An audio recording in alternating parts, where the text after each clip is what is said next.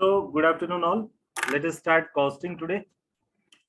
अब हम कॉस्टिंग हमारा सीएमए का मेन सब्जेक्ट है, ऐसा समझ लो।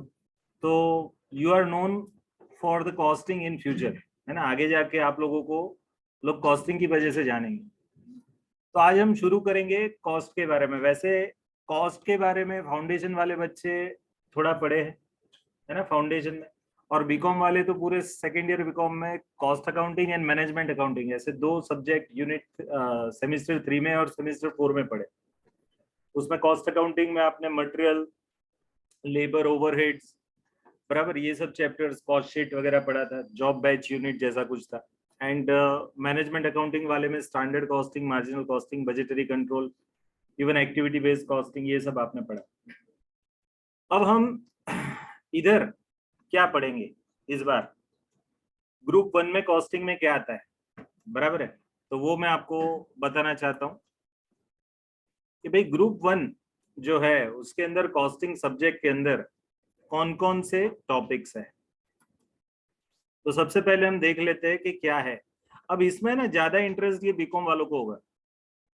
रीजन क्या है, फाउंडेशन वालों को तो सिर्फ basics of costing and maximum cost sheet मालूम है, उसके अलावा आगे का कुछ मालूम नहीं है। अब यहाँ आपको आज बहुत सारे टॉपिक्स के नाम जानने को मिलेंगे, that is there in your course. तो चलो सबसे पहले जो मैं बताता हूँ वो जो ग्रुप वाइज बताता हूँ कि ग्रुपिंग क्या है कॉस्टिंग। तो सबसे पहला ग्रुपिंग है बेसिक्स का। उसके अंदर बेसिक्स के अंदर क्या आएगा, तो उसके अंदर different types of cost, costing, cost accounting, cost accountancy, ये सब वर्ड्स का मीनिंग होगा। फाइनेंशियल अकाउंटिंग, कॉस्ट अकाउंटिंग का difference, even financial accounting, cost accounting and management accounting का डिफरेंस, ये सब आएगा। फिर उसके अंदर आएगा एक्स्ट्रा कॉस्ट शीट। अब कॉस्ट शीट करके अलग से चैप्टर नहीं है आपको, मैं बताता हूँ, बराबर। बट कुछ टॉपिक के अंदर कॉस्ट शीट इनकॉर्पोरेटेड है, जैसे मटेरियल कॉस्टिंग के अंदर भी एक दो सम कॉस्ट शीट के दिए है, आगे जॉब बैच यूनिट वाले में भी एक दो सम कॉस्ट शीट के दिए। तो ये है कॉस्ट शीट।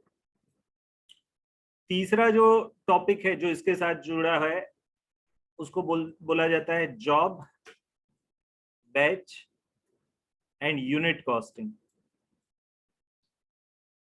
एक प्रकार से ये कॉस्ट शीट ही है, बट जॉब में जॉब वाइज कॉस्ट शीट बनाते हो, बैच के अंदर बैच वाइज कॉस्ट शीट बनता है, जबकि यूनिट कॉस्टिंग मींस हम जो नॉर्मल कॉस्ट शीट बनाते हैं वो। आपको मालूम है हम रेगुलर नॉर्मल कॉस्ट शीट में पर यूनिट कॉस्ट निकालना पड़े थे, है ना, फाउंडेशन में या बीकॉम में। तो वो वाली चीज होगी इधर, बराबर। तो job batch and unit costing, तो ये सब आपका बेसिक्स हो गया, है ना। यहाँ कॉस्ट शीट के इर्द गिर्द घूम रहे हो आप। अब जो दूसरा सेगमेंट आएगा उसमें ये 3 चैप्टर आएंगे, जिसमें आएगा मटेरियल कॉस्टिंग, दूसरा आता है लेबर कॉस्टिंग, तीसरा आता है ओवरहेड्स। अब material, labour and overheads, ideally अगर आप देखोगे तो कॉस्ट शीट जिनको याद होगा उनको मालूम होगा, पहला आता है रॉ मटेरियल कंज्यूम, फिर direct wages plus direct expenses, फिर प्राइम कॉस्ट बनता है। तो प्राइम कॉस्ट में वो जो 3 कंपोनेंट है ना, मटेरियल, लेबर एंड एक्सपेंस, उस पर पूरे चैप्टर है, बराबर। तो ये आपका मटेरियल, लेबर एंड ओवरहेड्स, ये 3 चैप्टर का ग्रुप है, बराबर, जिसको मैं element wise bifurcation of cost बोलता हूं। तो ये 3 चैप्टर। फिर आगे कौन सा है उसके बाद आता है वापस से एक जिसको हम बोलते हैं इंटीग्रेटेड, दूसरा है नॉन इंटीग्रेटेड एंड तीसरा है रिकंसिलिएशन। अब ये क्या है sir, integrated, non integrated and reconciliation. आप फाइनेंशियल अकाउंटिंग सीखे होगे, उसमें डबल एंट्री आती है, बराबर। आप उसका पोस्टिंग करते हो, ट्रायल बैलेंस बनता है, बराबर, फिर बैलेंस शीट बनाते हो। ऐसा कॉस्ट शीट का एंड रिजल्ट जो है, कॉस्ट शीट में भी एंट्री आती है, तो वो एंट्रीज आप इधर सीखोगे। फाइनेंशियल अकाउंटिंग की एंट्री अलग है, कॉस्ट अकाउंटिंग की एंट्री अलग है। तो कॉस्ट अकाउंटिंग की एंट्री, उसके प्रिंसिपल्स। और आपको मालूम है रियल लाइफ में ऐसा अलाउड है कि कंपनी चाहे तो फाइनेंशियल बुक्स अलग बनाए और कॉस्ट के बुक्स अलग बनाए। अगर ऐसे दोनों अलग अलग बनाती है तो उसको नॉन इंटीग्रेटेड बुक्स बोलते हैं। 2 सेट ऑफ बुक्स बनेंगे हर एक कंपनी में। एंड इंटीग्रेटेड में क्या आता है, एक ही सेट ऑफ बुक्स बनेगा, फाइनेंशियल एंड कॉस्ट की कंबाइन एंट्रीज।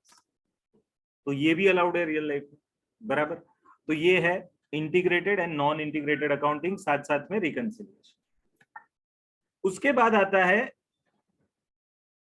एक और ग्रुप जिसके अंदर 3 चैप्टर है, वैसे 4 है। एक है प्रोसेस कॉस्टिंग, दूसरा है ऑपरेटिंग कॉस्टिंग एंड तीसरा है कॉन्ट्रैक्ट कॉस्टिंग। ये प्रोसेस कॉस्टिंग के साथ साथ जुड़ा हुआ एक प्रोडक्ट चैप्टर है जिसका नाम है joint product and by product. अब याद करो एस वाई बीकॉम में ये प्रोसेस कॉस्टिंग भी पढ़े हो बहुत सारे लोग, बराबर, और उसके अंदर थोड़ा सा जॉइंट प्रोडक्ट बाय प्रोडक्ट का बेसिक कंसेप्ट दिया था। तो ये भी चैप्टर है, प्रोसेस, ऑपरेटिंग एंड कॉन्ट्रैक्ट। आप है ना, तिड़कियां है इधर, 3 चैप्टर का ग्रुप बनता है। देखो, मटेरियल, लेबर, ओवरहेड, इंटी नॉन इंटी, रिकंसिलिएशन, प्रोसेस, ऑपरेटिंग, कॉन्ट्रैक्ट। ऐसा एक और क्लासिफिकेशन है जो बहुत सारे लोग जानते हैं, जिसका नाम है स्टैंडर्ड कॉस्टिंग,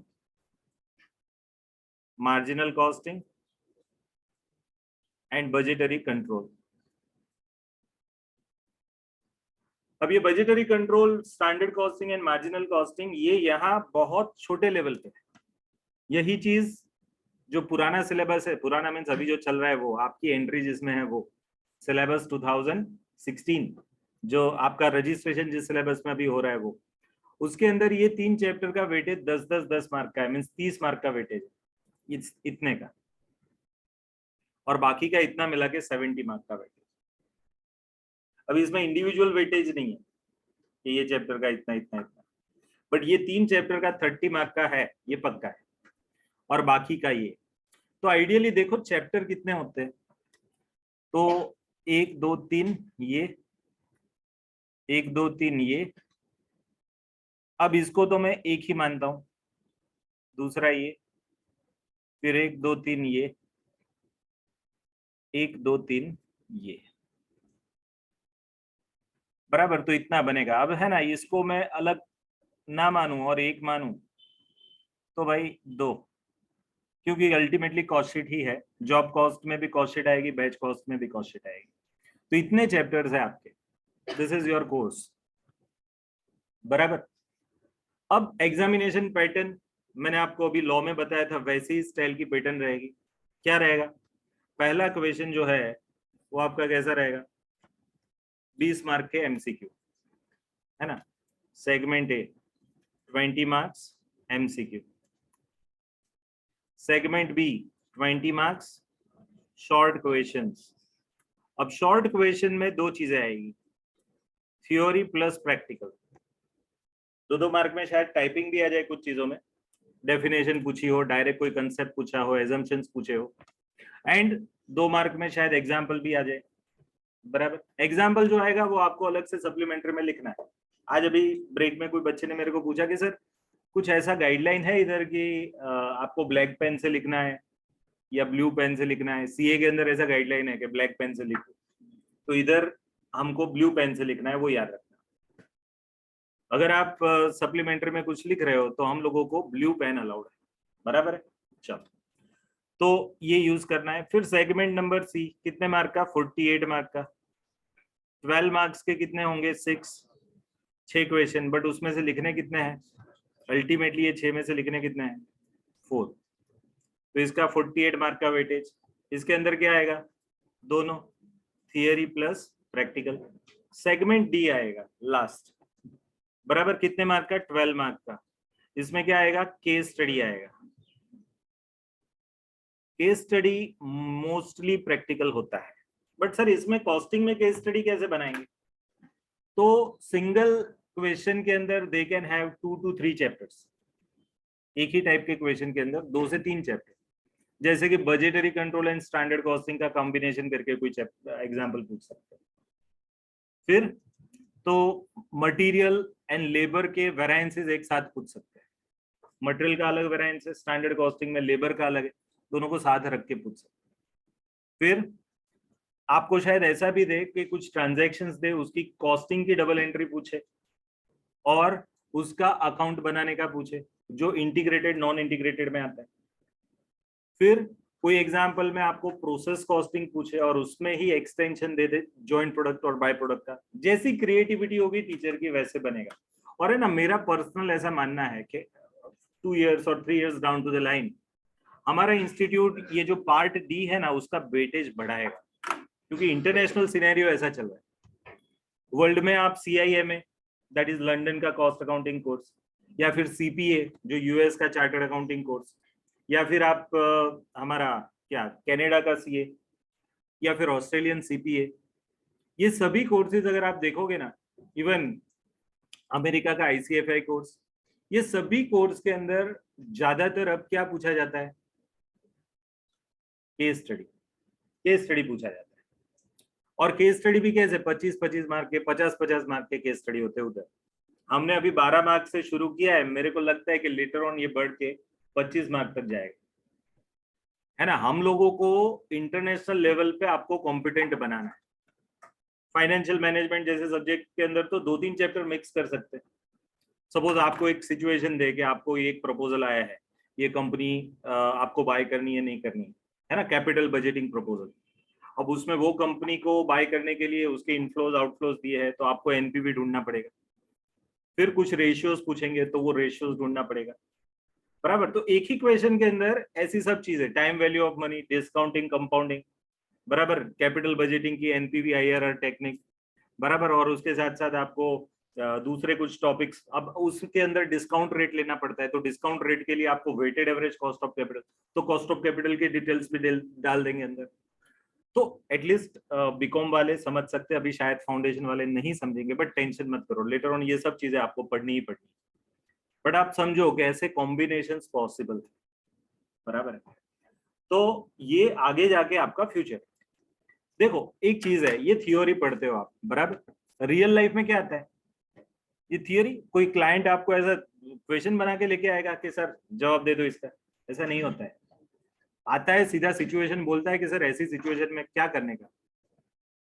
ये लोग बोल रहे थे, एकदम पक्की बात है कि रियल लाइफ में ना हर क्वेश्चन नया क्वेश्चन।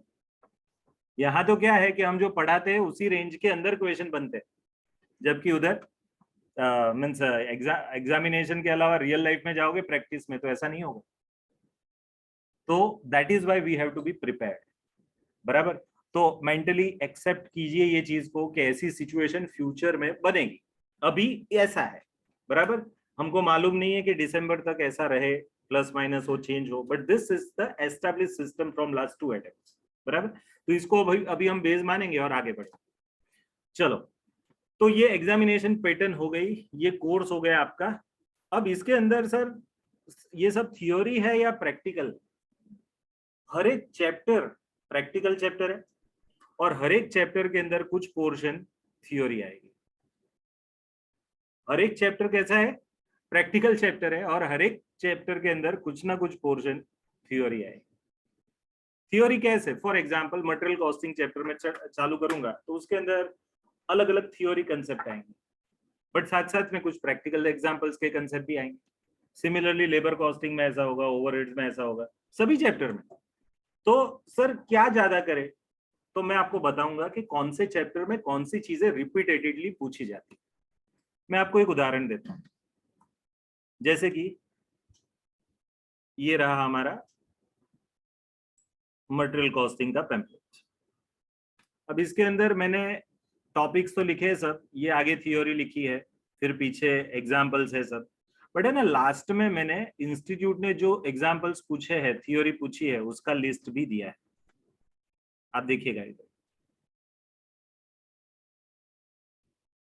यहाँ देखो पास्ट एग्जाम क्वेश्चन है ये रहे। तो दिसंबर 13 से जून 13 से लेकर के अभी तक जो जो मटेरियल कॉस्टिंग के सम्स पूछे गए हैं सब मैंने लिखे हैं इधर 1 to 1। बहुत सारे क्वेश्चंस आपको खुद ट्राई करने हैं, बहुत सारे क्वेश्चंस मैं कराऊंगा, बट देखो ये आपको कैसे एग्जाम्पल पूछे जाते हैं सभी का लिस्ट आपके सामने। Similarly I am going to add the theory topics also. तो हर एक पैम्पलेट के अंदर ही क्या होगा, थियोरी एंड प्रैक्टिकल जो पास्ट में पूछ लिया है ना, वो आपको हम बता देंगे कि भाई ऐसा पूछा गया, तो आपको आइडिया ही आ जाएगा। इवन मैं आपको इसका स्कैनिंग बना के देने वाला हूँ लास्ट में। इसमें क्या आएगा कि पिछले 10-20 अटेम्प्ट में या पिछले 5 साल में 10 अटेम्प्ट में कैसे कैसे क्वेश्चन पूछे गए, थियोरी पूछा है, प्रैक्टिकल पूछा है। थियोरी में भी बाइफरकेशन करके देंगे कि भाई ये डिफरेंस पूछा है, शॉर्ट नोट पूछी है, डेफिनेशन पूछा है, क्या पूछा है, वो सब बाइफर्केशन करके हम आपको दे देंगे, हर एक चैप्टर वाइज आपको ये सब चीजें मिलेंगी, बराबर। तो एक बार हमारा पैम्पलेट आपके हाथ में होगा, you will have an perfect idea कि ये चैप्टर में हमको क्या करना है। साथ साथ में हम आपको एक सजेस्टेड इंडेक्स भी बताएंगे। सजेस्टेड इंडेक्स का मीनिंग क्या होता है? आप अपनी जो नोटबुक बनाओगे, वो नोटबुक के अंदर आपको क्या करना होगा, सजेस्टेड इंडेक्स का मीनिंग हम बताएंगे कि आपको ऐसे इंडेक्स भी बनाना। अब है ना, मेरा मटेरियल आपको सबसे ज्यादा कॉम्प्रिहेंसिव दिखेगा। रीजन क्या है, मैं बता रहा हूँ ना, ये 4-5 सिलेबस में अलग अलग पढ़ा हूँ या पढ़ाया है, तो हर एक में से जो जो अच्छे हैं वो मैंने निकाले नहीं है। प्लस मैं खुद तीनों मदर इंस्टीट्यूट का स्टूडेंट हूँ।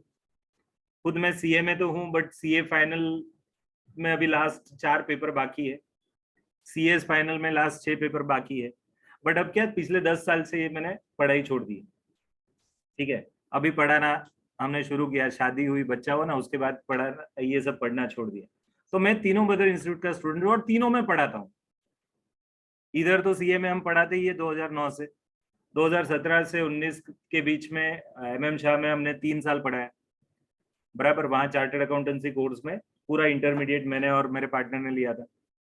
सिमिलरली एक तो सीएस के क्लासेस है, उसके अंदर मैं पढ़ाता हूँ, है ना। बट मेरे सब्जेक्ट्स नो इश्यू, है ना, मेरे टॉपिक्स। तो मेरे को आइडिया है कि हर एक चीज हर एक जगह कैसे कैसे रखी जाती है। इवन हमारे पास बीकॉम के बच्चे आते हैं, इवन मैंने बीकॉम के क्लासेस में भी पढ़ा है SYTY, तो उसमें भी मेरे costing subject, financial management subject में I have a thorough idea कि आपको बीकॉम में भी कैसा आता है, एमकॉम में भी कैसा आता है। इवन पारुल में लास्ट 6 महीने में मैंने MBA पढ़ा है 2 क्लासेस में।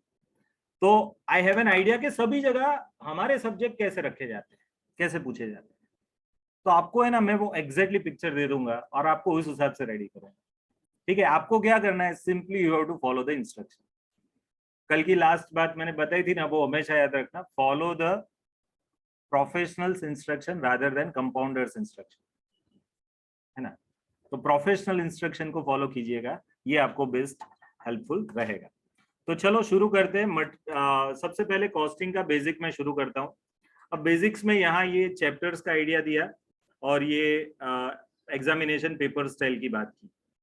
अभी थोड़ा आपका ब्रशिंग अप करा देता हूँ कि आपने जो पढ़ के आए हैं उसमें से कितना याद है आप लोगों को, है ना। तो वो थोड़ा कंफर्म करते हैं इधर 1 बाय 1। चलो सबसे पहले आप में से कोई बताओ कि भाई what is the definition of cost. Costing पढ़ने बैठे हो ना, तो कॉस्ट किसको बोलते हैं? अगर आपको मालूम है तो बताओ, बाकी मेरे को तो मालूम ही है, बराबर है। चलो कॉस्ट किसको बोलते हैं, कोई बताएगा इधर जो बैठा है? ऑनलाइन वाले भी बोल सकते हैं, ऐसा कुछ नहीं है।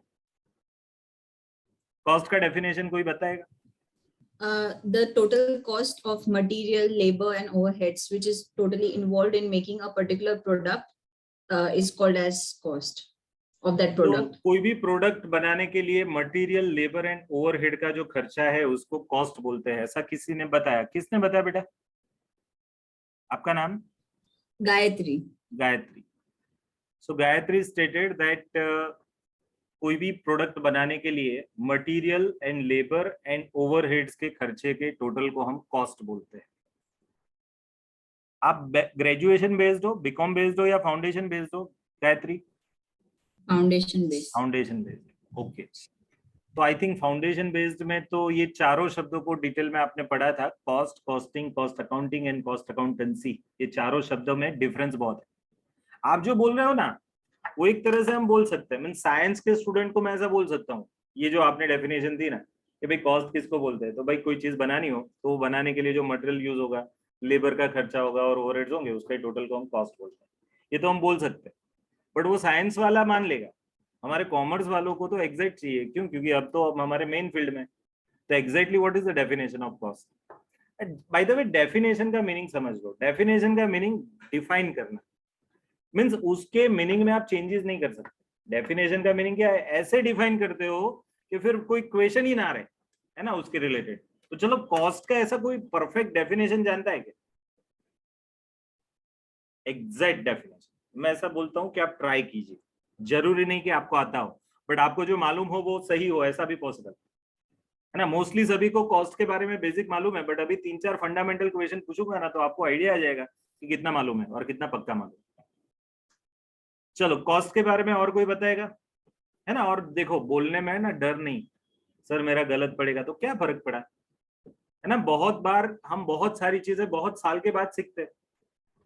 मैं मेरी अभी 39 एज है मेरी, मैं 35 की एज में एक चीज समझा, मालूम सेक्शन आता है ना लॉ के अंदर, तो सेक्शन 2 के बाजू में जो चीजें लिखी जाती है ब्रैकेट के अंदर 2A 2B 2C या 2 1 2 2 2 3, तो वो जो सब ब्रैकेट के अंदर है ना, नॉर्मली हम उसको सबसेक्शन बोलते हैं।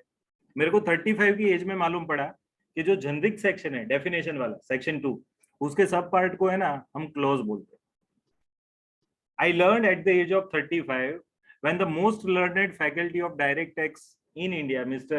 Girish Ahuja sir, he came to Baroda for budget and we attended his program and उसमें उन्होंने बताया था, तब पहली बार मालूम पड़ा। अब मैं कॉस्ट अकाउंटेंट कब से बना था, 2009 से 2008 दिसंबर, सॉरी 2009 में तो रिजल्ट आया, दिसंबर 8 में एग्जाम दी, 2009 में रिजल्ट आया, तब से कॉस्ट अकाउंटेंट बना, तब से पढ़ा रहा हूँ। बट 4 साल पहले हमको मालूम पड़ा कि भाई ये स्थिति है।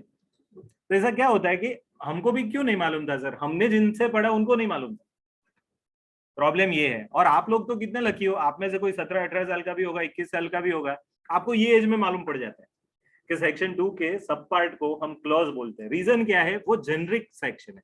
जेनरिक का मीनिंग क्या होता है, पूरे एक्ट के अंदर वो सेक्शन सभी सेक्शन को लगता है। सेक्शन 2 में जो डेफिनेशन है वो बाकी के सभी सेक्शन में वो वर्ड्स आते हैं, वहां वो एप्लीकेबल होती है, उसको जेनरिक सेक्शन बोलते हैं, सामान्य section which is applicable to all. और बाकी के जो सेक्शन है उसके सब पार्ट को सब सेक्शन बोलते हैं, बराबर। अब ये मैं कब सीखा, 35 में। तो आप, मैं गलत हो सकता था, उससे पहले मैं भी बोलता था ऐसा सेक्शन 2 सब सेक्शन 1, बट अब नहीं बोल रहा हूँ। So what I want to tell you is कि आप लोग है ना कभी भी बोलने से एतराज मत कीजिए, आप शायद गलत हो सकते हो बट सीख लोगे, है ना। गलत होना बुरी बात नहीं है, गलती करके ना सीखना वो बुरी बात है, बराबर है। तो आप बताओ, ट्राई करो, कॉस्टिंग का और कोई डेफिनेशन बोले तो क्या हो सकता है, बताओ। हाँ बोलो। कॉस्ट, हाँ अभी कॉस्ट बोल रहा हूँ, कॉस्ट एंड कॉस्टिंग अलग है।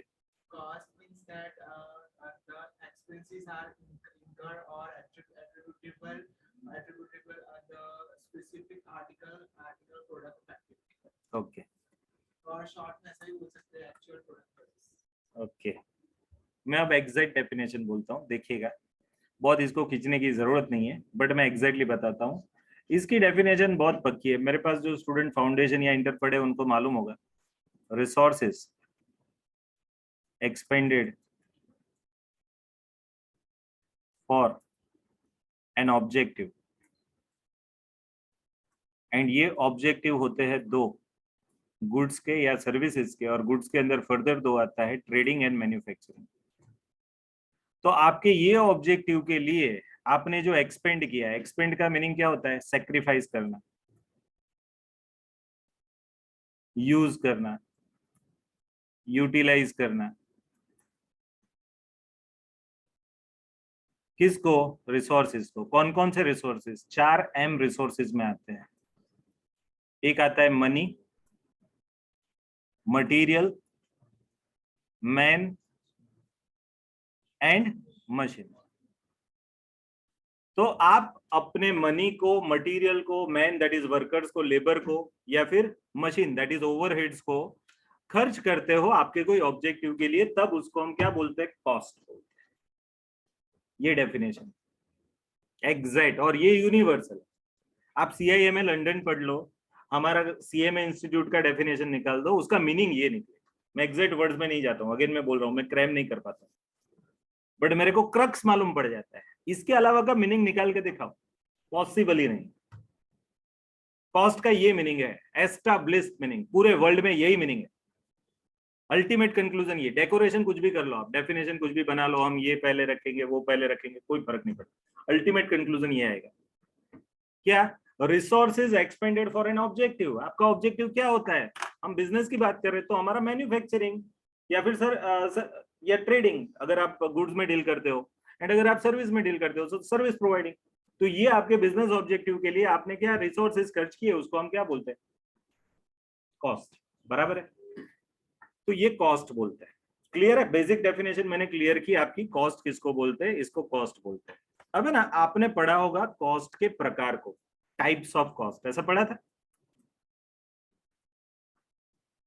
Types of cost I think foundation वाले ने तो स्टडी नोट 4.2 में पूरा यही पढ़ा था। आपके स्टडी नोट 4.2 के अंदर कॉस्ट की अलग अलग क्लासिफिकेशन दी गई, अलग अलग प्रकार दिए गए। आपको मालूम है किसी को कॉस्ट के कौन कौन से प्रकार है? प्रकार के भी हेड है कि for example element wise cost के प्रकार कौन कौन से, फिर बिहेवियर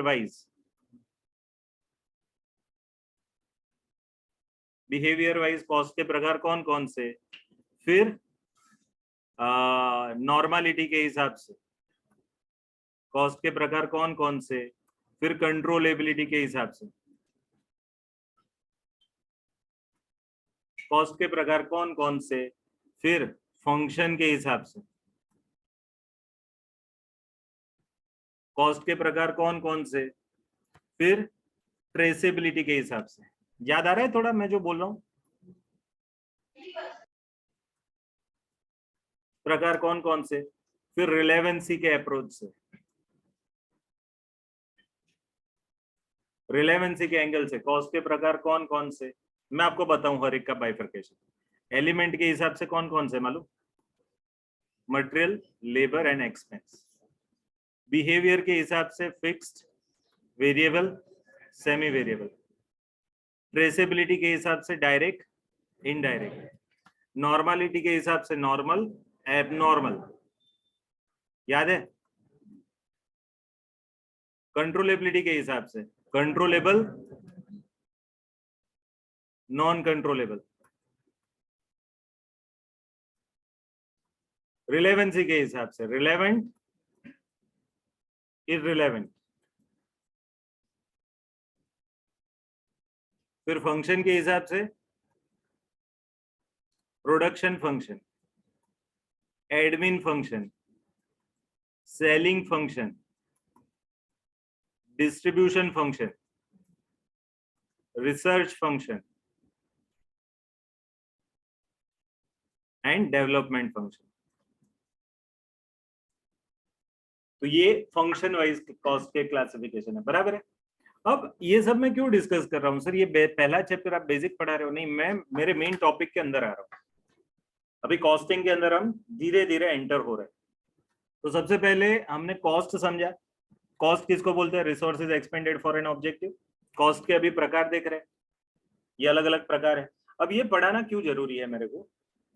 क्योंकि है ना, एक सीक्वेंस है लॉजिकल, वो सीक्वेंस को फॉलो किए बिना आप अंदर जाओगे ना तो आपको ऐसा लगेगा कि ये चालू तो कर दिया मैंने, बट है ना अभी लॉजिकल जस्टिफिकेशन नहीं आ रहा है कि क्यों ये चालू की। ठीक है, तो दैट इज वाई मैं जा रहा हूं धीरे धीरे सीक्वेंस वाइज। बट मैं आपको एक इंपॉर्टेंस बता देता हूं पहले कॉस्ट का। शायद सभी लोग मेरे को 1 to 1 मिले हो ना मिले हो, दैट इज वाई मैं कुछ चीजें बताना चाहता हूँ कि आज का जमाना बिजनेस का जमाना है, सभी को कमाना है ना। प्रॉफिट इज द मोटिव, है ना, द मेन फैक्टर जिसके पीछे हम भाग रहे हैं। अब ये प्रॉफिट कमाने के जो अलग अलग रास्ते हैं बच्चों, उसमें एकदम ऑर्गेनिक रास्ता है।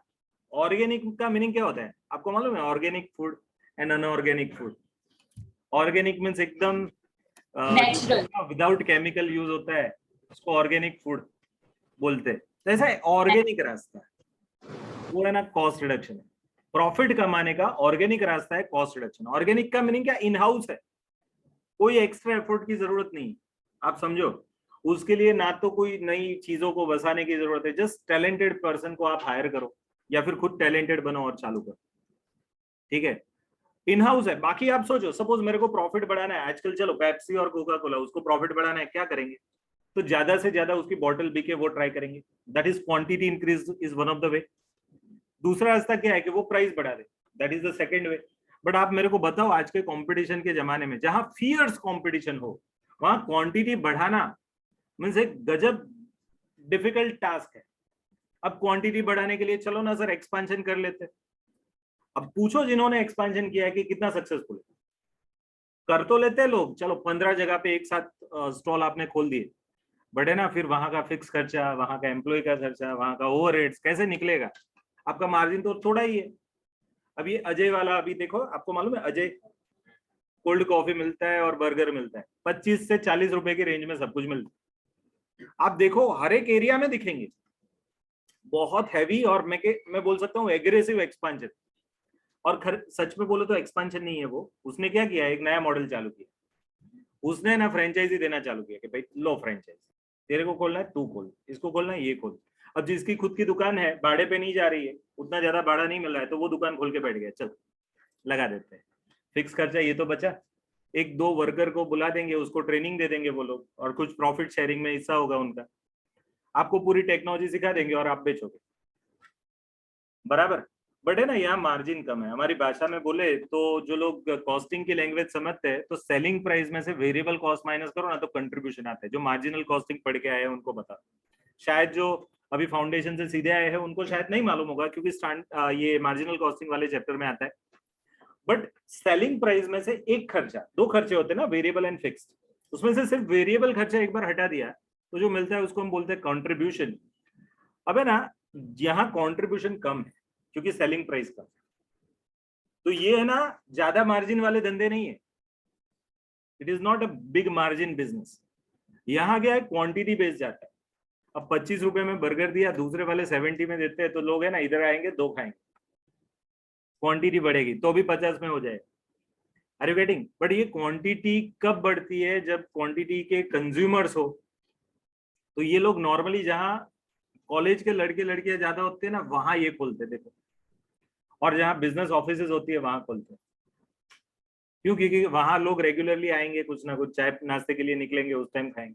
कॉलेज या स्कूल के सामने खोल देंगे, बहुत चलेगा।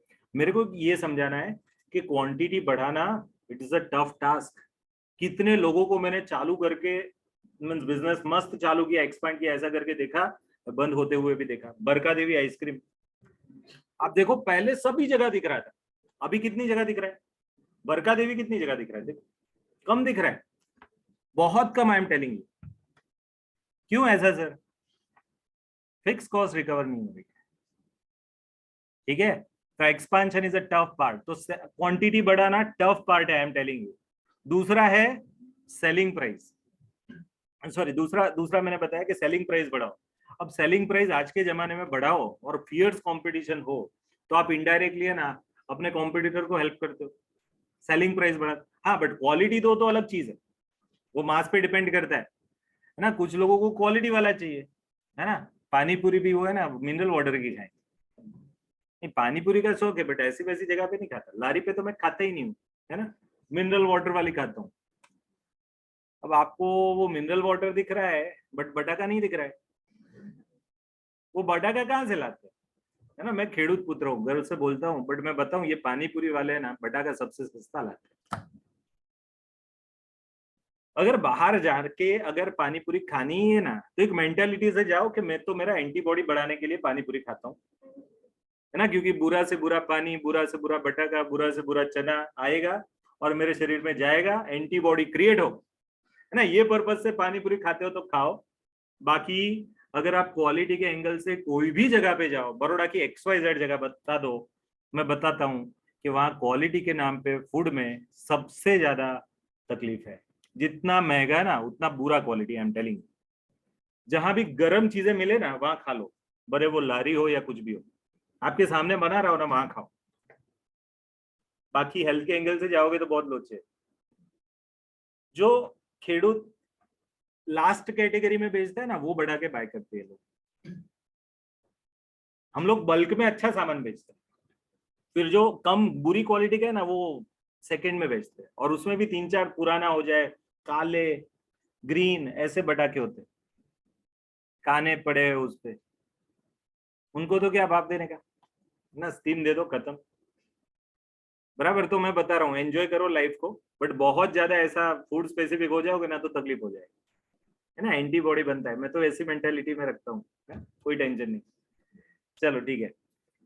अब तो दो रास्ते मैंने बताए प्रॉफिट बढ़ाने के, ये सेलिंग प्राइस बढ़ाना सुसाइड अटेम्प्ट है अगर फियर्स कंपटीशन है तो। क्वांटिटी बढ़ाना भी बहुत टफ टास्क है, तो हमारे पास ऑर्गेनिक रास्ता एक ही है, कॉस्ट कम करें।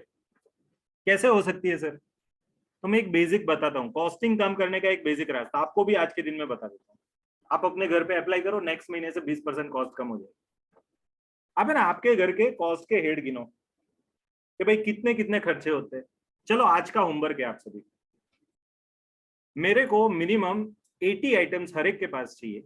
कल 80 आइटम का लिस्ट बना के आओ अपने घर का, कि जिसमें आप अलग अलग खर्चे करते हो। कैसे सर? घर के अलग अलग खर्चे, जैसे कि खाने के लिए आप सब्जी लाते हो तो अलग अलग सब्जी, अलग अलग फ्रूट, बराबर, अनाज, कठोर, तेल, स्पाइसेस, खाने में इतनी सारी चीजें होती है। फिर ये दूध, तेल, घी, ये सब। फिर इस्त्री, रेंट, लाइट बिल, वेरा, ऐसा बहुत सारा होगा, है ना। अभी से मैं सस्पेंस नहीं, अब इतना तो सबको मालूम है, आगे का आप सोचो। 50 to 80 आइटम्स आप लिख के आओ आपके माइंड में। और हेड बनाना है, ये नोटबुक बनाना, एक नोटबुक में या फिर अलग से 4 पेज ले लो, 80 आइटम लिखो घर के खर्चे। फिर मैं ना एक उसके बाजू में एक कॉलम बताता हूँ। सपोज आपने ऐसा बनाया, सपोज ये लिस्ट है 1 2 3 ऐसे 80 आइटम लिखी, यहाँ नाम लिखा। अब लास्ट में है ना ये 2 कॉलम बना देना, और ये जो पहला खर्चा है और ये दूसरा खर्चा है उसका हेड बना देना। ये है value added and non value added. Value added का मीनिंग क्या है? ये खर्चा जरूरी है, इसके बिना नहीं चलेगा, अनकंट्रोलेबल भी बोल सकते हैं। और ये नॉन वैल्यू एडेड को कंट्रोलेबल बोल दो, मीन्स ये ना करूं तो भी चले।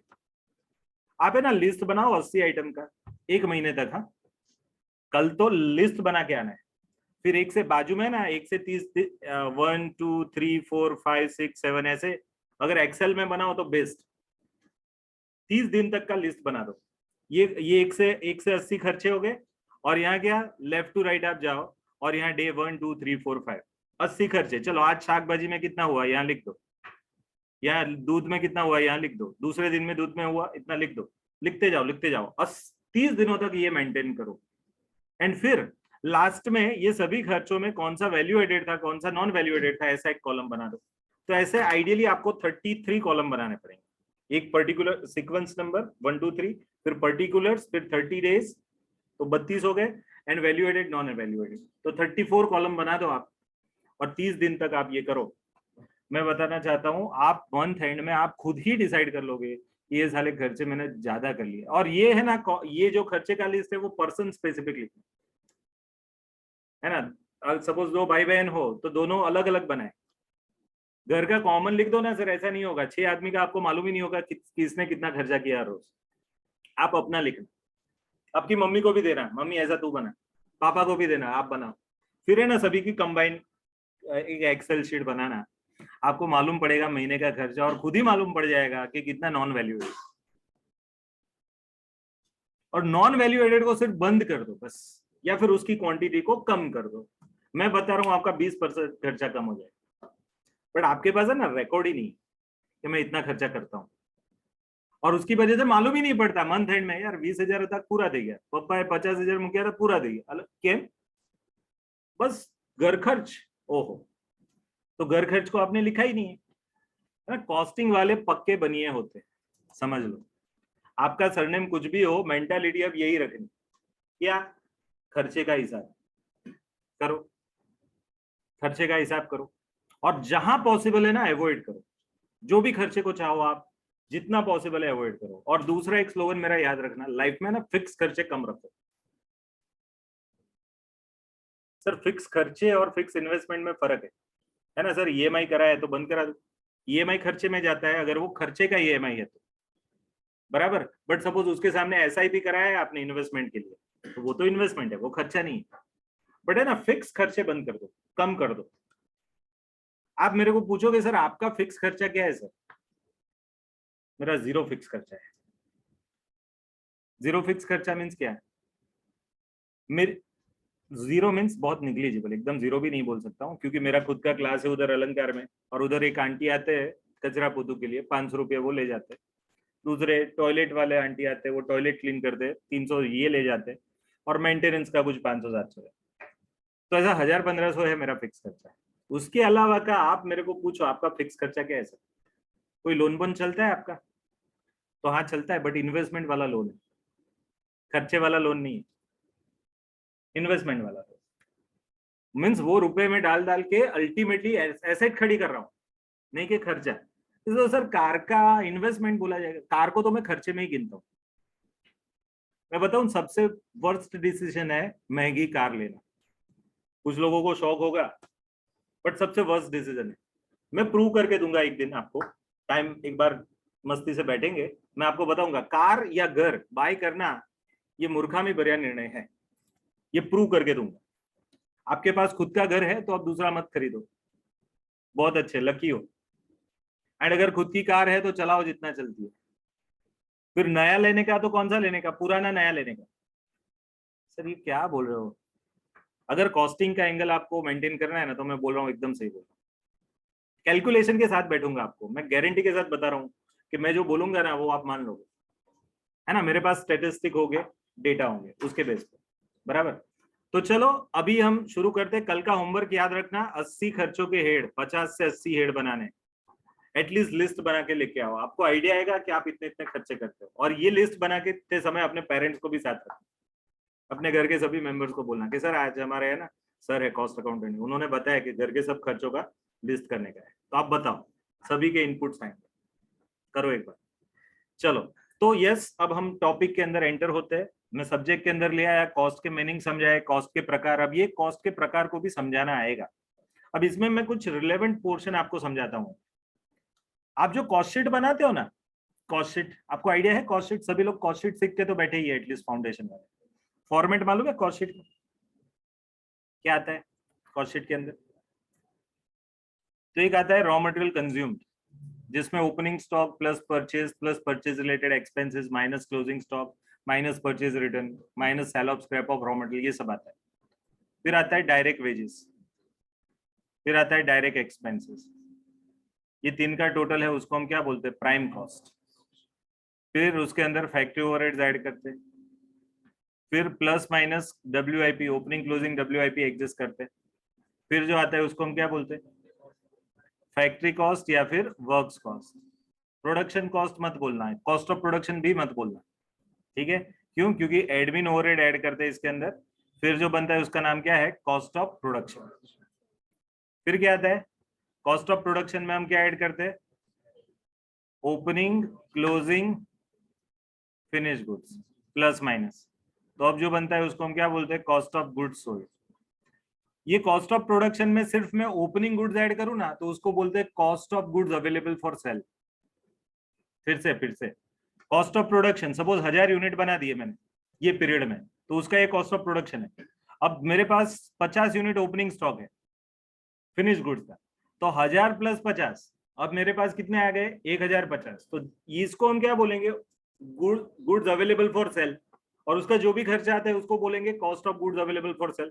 बट उसमें से मैं क्लोजिंग स्टॉक 100 माइनस कर दूं तो अब जो आएगा उसको हम बोलेंगे कॉस्ट ऑफ गुड्स सोल्ड। क्यों? क्योंकि आपने बनाए थे 1000, 500 ओपनिंग में पड़े थे, 1050 थे, अभी 100 क्लोजिंग में बचे, तो उसका मीनिंग आपने 950 बेचे। तो ये 950 बेचे, उसकी कॉस्ट, उसको हम क्या बोलेंगे? Cost of goods sold. मैं आऊंगा कॉस्ट शीट में, टेंशन मत करो, ठीक है? बट अभी आप समझो 950 आपने बेचे, बट ये इंटरमीडिएट इंटरप्रिटेशन है उसका। कॉस्ट ऑफ प्रोडक्शन में आप ओपनिंग फिनिश गुड्स ऐड करते हो, उसको बोलते हैं cost of goods available for sale. फिर COGS, फिर उसके बाद S&D आता है, सेलिंग एंड डिस्ट्रीब्यूशन ओवरहेड। अब जो बनता है उसको हम बोलते हैं cost of sales. And cost of sales के बाद प्रॉफिट एंड लॉस जो भी है वो सब लिखने के बाद सेल्स आता है। एक्चुअली कॉस्ट ऑफ सेल्स के बाद सेल्स लिखना है, वो दोनों का जो डिफरेंस है ना वो है इधर प्रॉफिट और ए लॉस। देखो मैं थोड़ा क्विकली जा रहा हूँ, बट ये चैप्टर में पढ़ा नहीं रहा हूँ, आपको जस्ट रिकैप करा कि ऐसा ऐसा है। मेरे को समझाना क्या है कि ऊपर हमने जो क्लासिफिकेशन ऑफ कॉस्ट अभी पढ़े, अलग अलग टाइटल पढ़े, पढ़ाया नहीं, टाइटल पढ़े, उसमें कौन कौन से क्लासिफिकेशन इधर कवर्ड। तो देखो सबसे पहले ये मटेरियल, लेबर एंड ओवरहेड आया, ये तीन, मटेरियल, लेबर एंड एक्सपेंस। इसको हम क्या बोलेंगे? Element wise material, labour and expense, ये वाला क्लासिफिकेशन। फिर ये सब खर्चे ना, प्राइम कॉस्ट का दूसरा नाम भी है डायरेक्ट कॉस्ट, बराबर है। अब ये डायरेक्ट के बाद ये बाकी के सभी इनडायरेक्ट है, क्योंकि ओवरहेड्स को हम इनडायरेक्ट खर्चा बोलते हैं, तो बाकी के खर्चे इनडायरेक्ट है। तो ये डायरेक्ट एंड इनडायरेक्ट मींस ये जो क्लासिफिकेशन है ये ट्रेसेबिलिटी के हिसाब से हुआ। बराबर। फिर आपको मालूम है हमने factory overhead, admin overhead and फिर नीचे सेलिंग एंड डिस्ट्रीब्यूशन ओवरहेड्स, ऐसे 3 ओवरहेड्स बनाए। तो ये फैक्ट्री, एडमिन एंड एस&डी उसको मैं फंक्शनल क्लासिफिकेशन बताऊंगा, है ना। Production function, admin function, selling and distribution function. तो ये कौन सा हो गया? ये 3 प्रकार के क्लासिफिकेशन कॉस्ट शीट में आ जाते हैं। कौन से? डायरेक्ट, इनडायरेक्ट, ट्रेसेबिलिटी वाला। मटेरियल लेबर एक्सपेंस, इसको हम क्या बोलेंगे? Element wise. And production overhead, admin overhead, selling and distribution overhead, इसको हम क्या बोलेंगे? Function wise. तो ये हमारे 3 क्लासिफिकेशन इधर कवर हो रहे हैं। क्लियर हो? थोड़ा आइडिया आ रहा है? बराबर। अब मेरे को क्या समझाना है कि अभी मैं कॉस्ट में एंटर हुआ, कॉस्ट के बाद मैंने टाइप्स बताए, ये टाइप्स को कॉस्ट शीट में कहाँ यूज करते हैं वो हमने देखा, है ना। कॉस्ट शीट में कहाँ यूज करते हैं वो हमने देखा। अब मेरे को जाना कहाँ है सर? मेरे को जाना है कॉस्ट शीट के सबसे पहले एलिमेंट पे, इस पे, जिसको हम क्या बोलते हैं? Raw material consume. Actually raw material consume, ये रॉ भी उठा लो, कंज्यूम भी उठा लो, मटेरियल को समझो। मेरे को आपको ले जाना है अभी मटेरियल नाम के चैप्टर में, मटेरियल कॉस्टिंग नाम के चैप्टर में। ठीक है सर। मटेरियल से क्यों चालू कर रहे हो आप चाहो तो बेसिक ऑफ कॉस्टिंग से भी कर सकते हो, तो वो तो किया ही है। जब से फाउंडेशन पढ़ा है तब से बेसिक्स ऑफ कॉस्टिंग तो आपको पढ़ाते ही है, बराबर। बीकॉम में भी ये सब पढ़े ही है सर। बीकॉम में मटेरियल कॉस्टिंग भी आ गया, हाँ आ गया, बट कितना आता है वो अभी देख लेंगे, बराबर। अभी हम देख लेंगे कि आप पढ़े हो तो कैसे पढ़े हो, बराबर। तो मेरे को है ना इंटरेस्ट के हिसाब से सबसे बेस्ट चैप्टर ये लग रहा है कि कोई भी नया आदमी, कोई नए आदमी से सीख रहा है ना, तो भी ये मटेरियल कॉस्टिंग एक ऐसा चैप्टर है जिसमें आपको एकदम से इंटरेस्ट क्रिएट हो जाएगा, बराबर। तो ये चैप्टर से मेरे को जाना है, इसलिए मैं धीरे धीरे करके ले जाता हूँ। बाकी ये सब चीजों को हम डिटेल में देखने वाले। कॉस्ट शीट में भी मेरे एग्जांपल्स ऐसे होंगे, मैं इतना गारंटी देता हूं कि मेरे पैम्पलेट के साथ आपने पूरा पढ़ लिया कॉस्टिंग, तो गारंटी दे रहा हूं बाजू में सीए वाला बैठा होगा या सीएस वाला बैठा होगा या एमबीए वाला, कोई भी बैठा होगा, है ना, आपको उससे ज्यादा आता होगा कॉस्टिंग। वो कभी ऐसा नहीं बोलेगा देख तेरे को ये सम आता है, उसका टफेस्ट सम निकाल के आपको देगा ना, वो आपको आएगा, बट आपका जो टफेस्ट है मैं उनको दिखाऊंगा, तो उनको थोड़ा सोचना पड़ेगा, वो पक्का है। ठीक है। तो मटेरियल भी मैंने ऐसा ही बनाया है कि जिसके अंदर तीनों प्रोफेशनल इंस्टीट्यूट्स के अच्छे अच्छे कंसेप्ट वाले सब आ जाए, प्लस हमारा मॉड्यूल का भी एक भी ना छूटे, प्लस पुराने मॉड्यूल्स में से भी जो अच्छे है वो ना छूटे, ना तो फिर आपके एग्जामिनेशन के एक भी छूटे। तो सर इतना सब करेंगे, हाँ आपको ही तो करना है। तो सर आप क्या करोगे? अब मैं भी कराऊंगा ना, हमारा पब्लिक प्राइवेट पार्टनरशिप जैसा है ना, PPP model, public private partnership. ठीक है। क्यों? क्योंकि आप भी करोगे काम, मैं भी करूंगा काम, है ना, तब जाके होगा। ठीक है। तो चलो अभी हम पहले चैप्टर में एंटर होते हैं जिसका नाम है मटेरियल कॉस्टिंग। तो मैं मटेरियल कॉस्टिंग में कैसे लाया आपको? पहले कॉस्ट समझाया, कॉस्ट के अंदर से फिर टाइप्स ऑफ कॉस्ट पे गया, टाइप्स ऑफ कॉस्ट में से मैं कॉस्ट शीट पे गया। अब कॉस्ट शीट में सबसे पहली आइटम क्या थी? मटेरियल। तो अभी मैं वो समझाने जा रहा हूँ, बराबर है। कॉस्ट शीट में आएंगे, आप पढ़ के बैठे हो, वापस पढ़ाऊंगा ना तो आपको ऐसा लगेगा कि सर तो थोड़ा थोड़ा देखा हुआ है। कॉस्ट शीट में भी ऐसी चीजें दिखाऊंगा जो नहीं देखी आपने, बट अभी उसमें डायरेक्ट शिफ्ट होने से पहले अभी हम क्या करते हैं? मटेरियल में शिफ्ट होते हैं। तो चलो मटेरियल कॉस्टिंग में मैं एंट्री ले रहा हूँ। ये रहा हमारा पैम्पलेट, आपको ये पैम्पलेट मिलने वाला है, बराबर है। आज के दिन में आपको सॉफ्ट फॉर्म में मिल जाएगा, आपका एडमिशन कंफर्म होते होते आपको हार्ड फॉर्म में भी मिलेगा, उससे पहले भी हार्ड फॉर्म में 1-2 मटेरियल हम देंगे हर एक चैप्टर के, बराबर है। तो चलो शुरू करते हैं। अब है ना कुछ चीजें मैं बताना चाहता हूँ, ये कुछ चीजें हम हमारे मटेरियल में इनकॉर्पोरेट करने वाले हैं।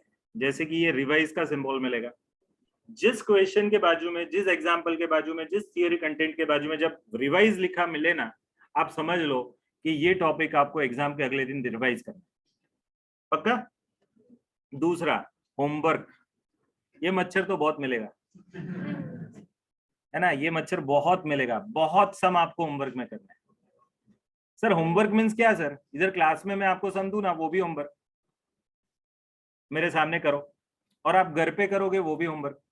तो सर आप क्या करोगे? मैं भी बहुत करूंगा, आप देखना सम्स के नंबर तो देखो, अभी मैं गिनाऊंगा, मालूम पड़ेगा कि सर इतना, मजा आ जाएगा। फिर ये क्या है सर?